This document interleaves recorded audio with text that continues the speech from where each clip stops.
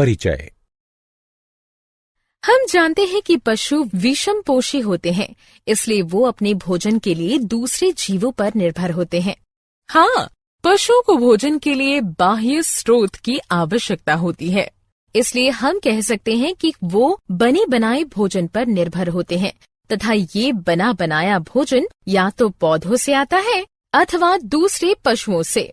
भोजन के प्रकार के आधार पर पशुओं के भी अलग अलग बहुत से प्रकार हैं। हाँ अंकिता, बहुत से पशु सिर्फ पौधों को जैसे घास या पौधों की पत्तियों को खाते हैं, जबकि कुछ पशु पशुओं को ही खा लेते हैं। बड़ी मछली छोटी मछली को खा लेती है, चिड़िया कीड़े मकोड़ों को खाती है, सर्प मेंढकों को खाते हैं और कुछ कीड़े मरे हुए पशुओं का शरीर खाते हैं। लेकिन जब हम इसे नजदीक से देखते हैं तो पाते हैं कि पृथ्वी पर उपस्थित सभी जीव जंतु भोजन के लिए प्रत्यक्ष अथवा अप्रत्यक्ष रूप से सूर्य पर ही निर्भर होते हैं। पौधे सूर्य की ऊर्जा का प्रयोग करके प्रकाश संश्लेषण द्वारा भोजन बनाते हैं, जो उनके द्वारा जीवन बनाए रखने के लिए प्रयोग में लाया जाता है। दूसरी तरफ पौधे भी शाकाहारी अथवा सर्वाहारी जीवों द्वारा खा लिए जाते हैं और मांसाहारी अपने भोजन के रूप में शाकाहारी जीवों को खा लेते हैं। इस तरह हम देखते हैं कि ये सूर्य की ही ऊर्जा है जो पौधों और पशुओं को भोजन प्रदान करती है। उद्देश्य। इस पाठ के अंत में आप निम्न करने में सक्षम हो जाएंगे। पशुओं में पोषण को समझ सकेंगे। भोजन के आधार पर पशुओं के प्रकार जान जाएंगे। होलोजोइक पोषण को समझ सकेंगे। होलोजोइक पोषण के विभिन्न चरणों को जान जाएंगे।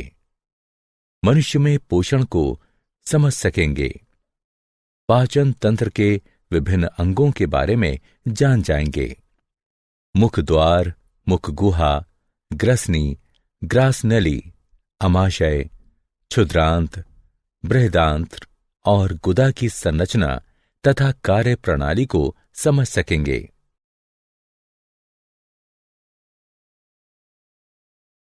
विभिन्न पाचन ग्रंथियों का पता लगाइए। लालारस अथवा लार ग्रंथियों और जठर ग्रंथियों की संरचना और कार्य प्रणाली को समझें। यकृत की संरचना और कार्य प्रणाली को समझें। अग्नाशय और आंत्रीय ग्रंथियों की संरचना और कार्य प्रणाली को समझें। पाचक ग्रंथियों के रसायन विज्ञान का अध्ययन करें।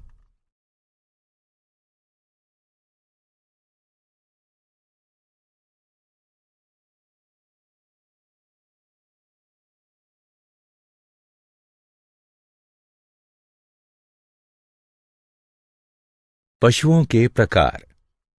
भोजन के आधार पर सभी पशुओं को 3 समूहों में विभाजित किया जा सकता है: शाकाहारी, मांसाहारी, सर्वाहारी।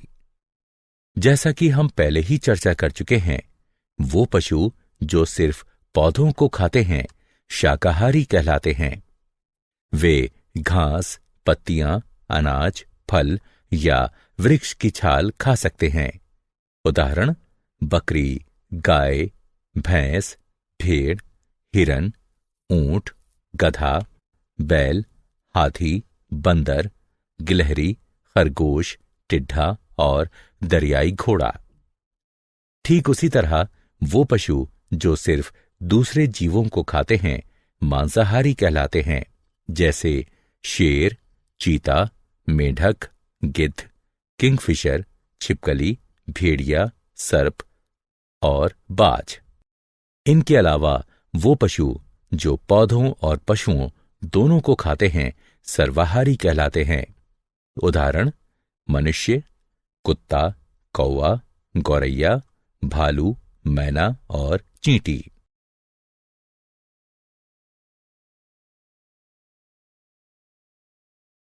होलोजाइक पोषण। होलोजाइक पोषण, होलो संपूर्ण जोइक और पशु, वो पोषण जिसमें ठोस या द्रव कार्बनिक पदार्थों का अंतर्ग्रहण किया जाता है। होलोजोइक पोषण में 5 चरण होते हैं: अंतर्ग्रहण, पाचन, अवशोषण, समत्व, मलत्याग। अंतर्ग्रहण में भोजन को खाया जाता है। यह भोजन के आकार और अंतर्ग्रहण के लिए अंगीकृत संरचना पर निर्भर करता है। अमीबा में अंतर्ग्रहण कूटपादों की सहायता से, पैरामीशियम में सीलिया की सहायता से, हाइड्रा में तंतुओं की सहायता से, कीड़ों में मुख भागों की सहायता से, मेढकों और छिपकलियों में उत्क्षेपणीय जेवा की सहायता से तथा मनुष्य में हाथों की सहायता से होता है। पाचन वह प्रक्रिया है जिसमें जटिल, बड़ी आकृति वाले तथा अघुलनशील कार्बनिक बहुलक, जिनका विसरण नहीं हो सकता है, सरल, छोटे तथा घुलनशील कार्बनिक एकलकों, जिनका विसरण हो सकता है, उसमें टूट जाते हैं। कार्बनिक पदार्थ जैसे प्रोटीन, वसा और जटिल कार्बोहाइड्रेट, अमीनो अम्ल, मोनोशुगर, फैटी एसिड इत्यादि। यह प्रक्रिया पाचक रस में उपस्थित पाचक एंजाइमों की उपस्थिति में होती है, जो पाचक ग्रंथियों से स्रावित होते हैं। अवशोषण वह प्रक्रिया है जिसमें विसरित हो सकने वाले पोषक पदार्थ आहार नली की भित्ति को पार करके लसिका में प्रवेश कर जाते हैं। अवशोषण में भौतिक प्रक्रियाएं जैसे विसरण और परासरण तथा सक्रिय प्रक्रियाएं जैसे ग्लूकोज और अमीनो अम्लों का सक्रिय परिवहन दोनों होती हैं। समत्व एक उपचयी प्रक्रिया है जिसमें साधारण पोषक पदार्थ उपापचयी प्रक्रिया से गुजरकर पुनः प्रोटीन, पॉलीसैकेराइड और वसा जैसे जटिल और बड़े जैव अणुओं का निर्माण करते हैं। यह नए बने हुए बड़े जैव अणु वृद्धि और शरीर के ऊतकों की मरम्मत में सहायता करते हैं। मल त्याग वह प्रक्रिया है जिसमें भोजन का वह भाग शरीर से निकल जाता है जो पचता नहीं है। वह सारा भोजन जो हम खाते हैं हमारे शरीर में नहीं पचता है। भोजन का एक भाग शरीर में ही बचा रह जाता है जिसका उपयोग शरीर द्वारा नहीं किया जा सकता, इसलिए यह भाग शरीर के मल के रूप में अलग हो जाता है। मनुष्य में पोषण। मनुष्यों में पोषण उसके पाचक तंत्र द्वारा होता है। मनुष्य के पाचक तंत्र के विभिन्न अंग निम्न हैं: मुख द्वार, मुख गुहा, ग्रसनी, ग्रासनली, आमाशय, क्षुद्रांत्र, बृहदांत्र, मलाशय, गुदा।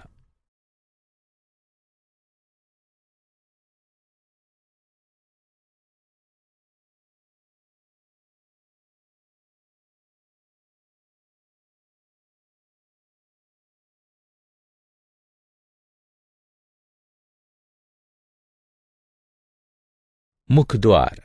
मुख द्वार एक अनुप्रस्थ छिद्र होता है जो चलनशील ओष्ठों से घिरा होता है।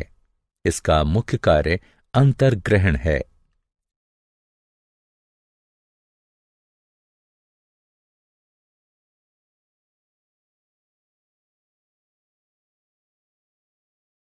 मुख गुहा। मुख गुहा में दो मुख्य संरचनाएं होती हैं, जिह्वा और दांत। जिह्वा एक मोटी, पेशीय और उत्क्षेपणीय संरचना है जो मुख गुहा के तल पर स्थित होती है।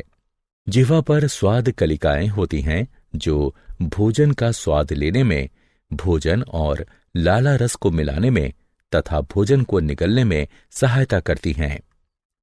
दांत मनुष्य के दोनों जबड़ों में होते हैं। दांत जबड़े की हड्डियों में बने कोटरों में धसे होते हैं। एक वयस्क मनुष्य में 32 दांत यानी प्रत्येक जबड़े में 16 दांत होते हैं। दांत 4 प्रकार के होते हैं: कृंतक दांत, श्वदंत, अग्रजवर्णक और चरवर्णक। प्रत्येक जबड़े में 4 कृंतक दांत होते हैं। ये तेज धार, छेनी की आकृति के और शाकाहारी भोजन को काटने तथा टुकड़े टुकड़े करने के लिए होते हैं।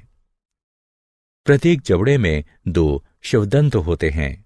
ये तेज धार कृपाण की आकृति के और मांसाहारी भोजन को चीरने के लिए होते हैं। प्रत्येक जबड़े में 4 अग्र चर्मवर्णक दांत होते हैं। ये बड़े और कस्प आकृति के तथा चबाने और पीसने के लिए होते हैं। प्रत्येक जबड़े में 6 चर्मवर्णक दांत होते हैं। ये बड़े और कस्प आकृति के तथा चबाने और पीसने के लिए होते हैं।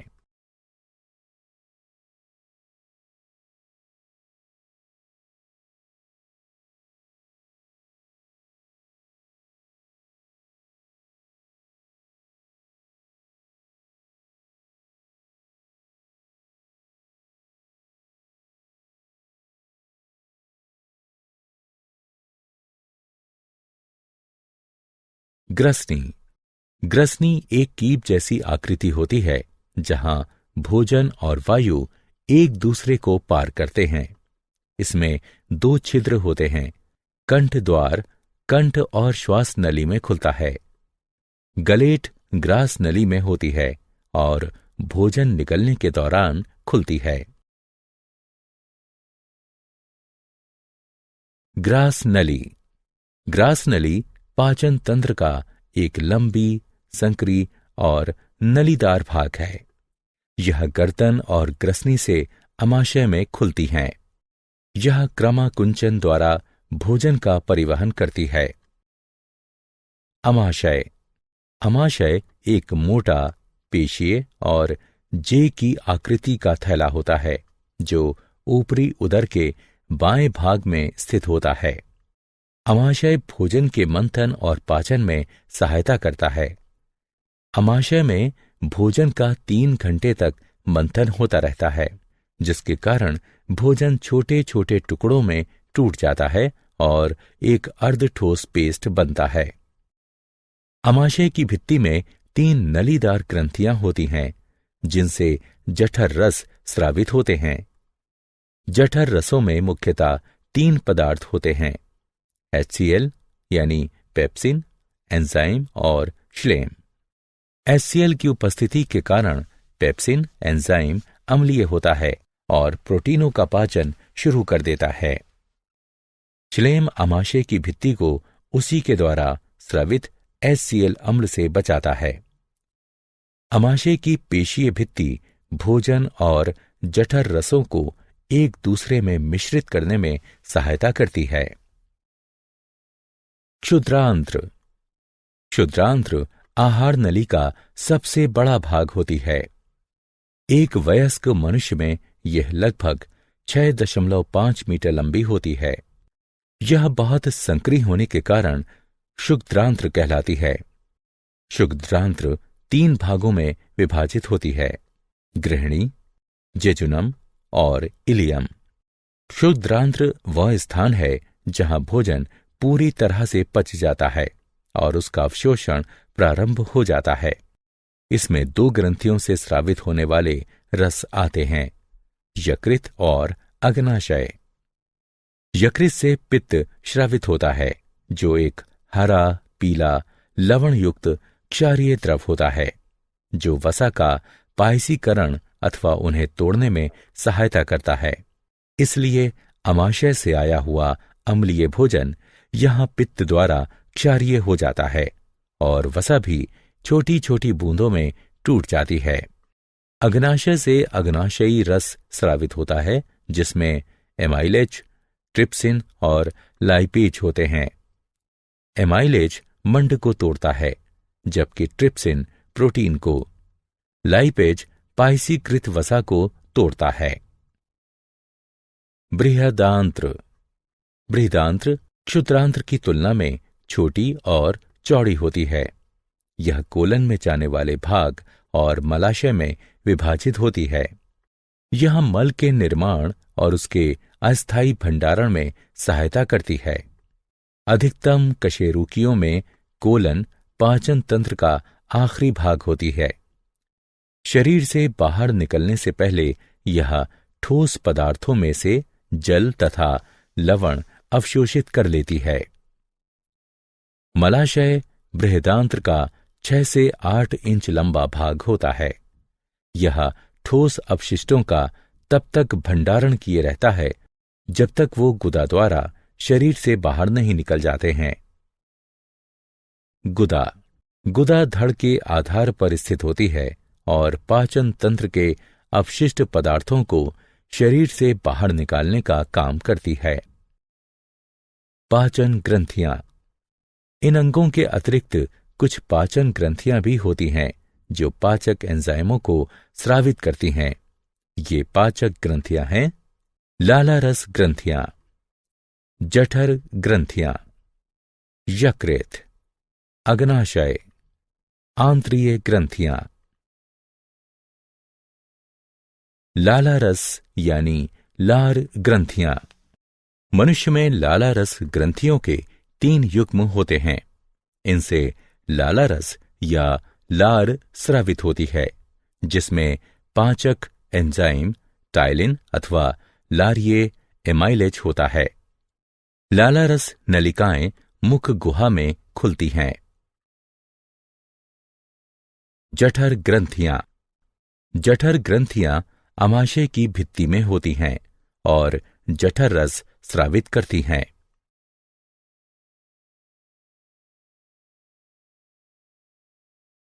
यकृत। यकृत उदर के ऊपरी भाग में दाईं ओर स्थित लाल भूरी लोब्यूलेटेड ग्रंथि है, जिससे पित्त रस स्रावित होता है।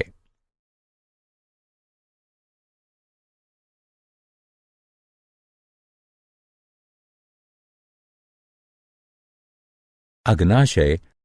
अग्नाशय अमाशय के ठीक पीछे स्थित पीले रंग की ग्रंथि है, जिससे अग्नाशयी रस स्रावित होता है। अग्नाशयी नलिका के द्वारा अग्नाशयी रस क्षुद्रांत्र तक पहुंचता है। आंत्रीय ग्रंथियां। आंत्रीय ग्रंथियां क्षुद्रांत्र की भित्ति में स्थित होती हैं और इनसे आंत्रीय रस स्रावित होता है, जिसे सक्कस एंटेरिकस भी कहते हैं।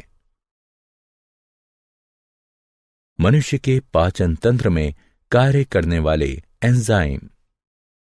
लाला रस में लारिये एमाइलेज होता है, जो मंड को शर्करा में तोड़ देता है।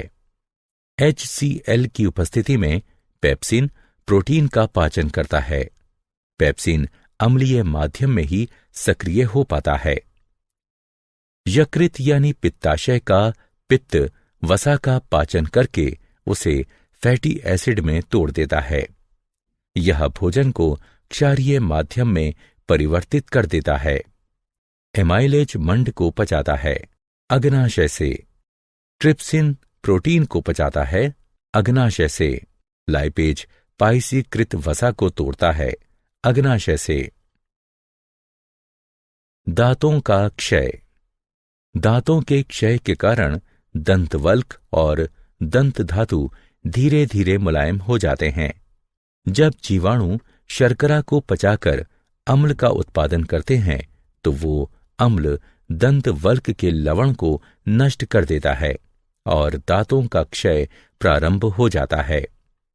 भोजन कणों के साथ साथ बहुत से जीवाणु भी दांतों की सतह पर चिपक जाते हैं और दांतों पर मैल के रूप में जम जाते हैं, जिसे प्लाक कहते हैं। लार अम्ल को प्रभावहीन करने के लिए दांतों की सतह तक नहीं पहुंच सकती, क्योंकि दांत प्लाक से घिरा होता है। भोजन के बाद ठीक से दांत साफ करने से जीवाणुओं द्वारा अम्ल का उत्पादन शुरू करने से पहले ही प्लाक हट जाता है। यदि उपचार नहीं किया जाता है तो ये अति सूक्ष्म जीवाणु मसूड़ों को संक्रमित कर सकते हैं तथा सूजन पैदा कर सकते हैं। क्या आप जानते हैं, मनुष्य में वर्मीफोर्म, अपेंडिक्स, क्षुद्रांत्र और वृहदांत्र के जोड़ पर स्थित एक अवशेषी नलिका है। वर्मीफोर्म अपेंडिक्स की लंबाई का बढ़ना और उसका सूजना अपेंडिसाइटिस कहलाता है। जठरीय पाचन में लगने वाला समय भोजन की प्रकृति पर निर्भर करता है। कार्बोहाइड्रेट के पाचन के लिए यह 1 से 2 घंटे का होता है, जबकि वसा के पाचन के लिए 5 से 6 घंटे का होता है। सारांश। आइए हमने जो कुछ सीखा है उसे संक्षेप में दोहराएं। विषमपोषी जीव अपना भोजन स्वयं नहीं बना सकते और अपने भोजन के लिए दूसरे जीवों पर निर्भर रहते हैं। पोषण में भोजन का प्रयोग होता है और इसमें अंतर्ग्रहण, पाचन, अवशोषण, समत्व और मल त्याग जैसे चरण होते हैं। अमीबा सर्वाहारी और होलोजोइक है। अमीबा भोजन का अंतर्ग्रहण कूटपादों की सहायता से भोजन को घेर कर करता है। अमीबा में पाचन अंतःकोशिकीय तथा खाद्य रिक्तिका के अंदर होता है। मनुष्य की आहार नली मुख गुहा, ग्रसनी, ग्रास नली, क्षुद्रांत्र, वृहदांत्र और गुदा से बनी होती है। मनुष्य के दांत हेट्रोडोंट होते हैं। भोजन आहार नली में क्रमाकुंचन गति द्वारा नीचे उतरता है। मनुष्य की पाचन ग्रंथियों में 3 युग्म लाला रस ग्रंथियां, जठर ग्रंथियां, यकृत, अग्नाशय और आंत्रीय ग्रंथियां होती हैं। पाचन ग्रंथियों से पाचक रस स्रावित होते हैं, जिसमें पाचक एंजाइम होते हैं। कार्बोहाइड्रेट का पाचन मुख गुहा में ही प्रारंभ हो जाता है, जबकि प्रोटीन और वसा का पाचन आमाशय में प्रारंभ होता है। पाचन क्षुद्रांत्र में पूरा हो जाता है। क्षुद्रांत्र में ही भोजन का अवशोषण भी होता है।